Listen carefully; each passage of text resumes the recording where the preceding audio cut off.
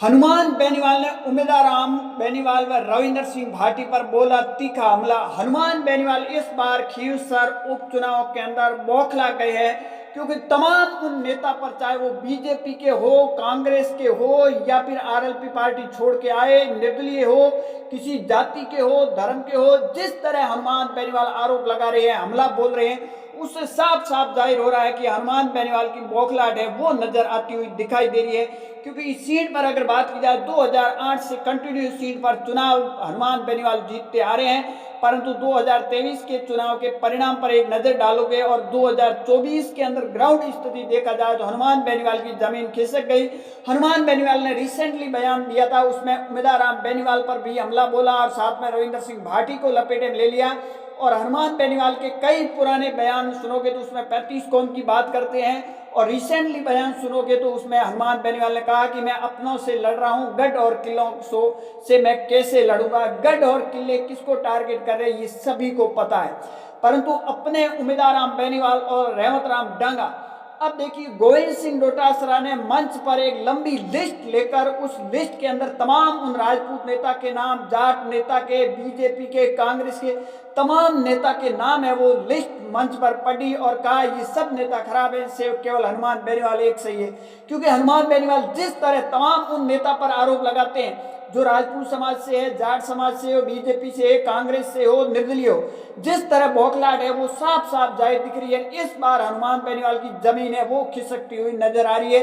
अगर ग्राउंड स्थिति लोगों की राय देखी जाए तो वहां 60-70% लोग हैं वो रेवत राम डांगा के पक्ष में बोलते हुए नजर आ रही।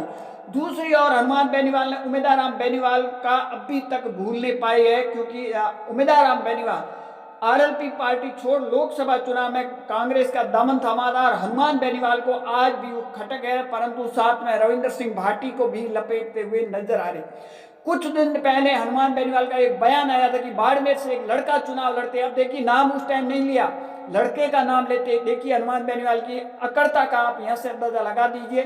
पहले मैं आपको बता दूं, 2023 के विधानसभा चुनाव में हनुमान बेनीवाल ने एक बयान दिया था रविंद्र सिंह भाटी को लेकर कि वो तो एक लड़का है, वो मेरी रेंज के अंदर आता है, 5 से 10 हजार वोट नहीं लाएंगे और वो मेरी रेंज 300 किलोमीटर तक है, तो मेरी रेंज के अंदर आ रहा है। और उन्हीं के लिए वापस अब रिसेंटली एक हनुमान बेनीवाल ने बयान दिया कि बाड़मेर से एक लड़का चुनाव लड़ता है, वो जाति के 1.5 लाख वोट होने के बाद में 6 लाख वोट ले आते हैं, और मेरी जाति के 6 लाख वोट होने के बावजूद मैं अगर गठबंधन नहीं करता तो मैं चुनाव हार जाता।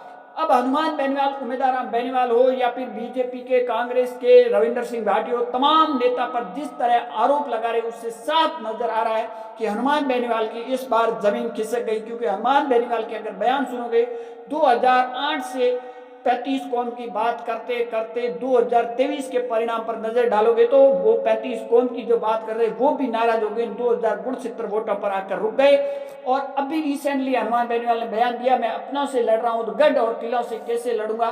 तो हनुमान बेनीवाल को आखिर गढ़ और किलों से इतनी बड़ी प्रॉब्लम आखिर है तो है क्यों, इसका हनुमान बेनीवाल अभी तक जवाब नहीं दे रहा।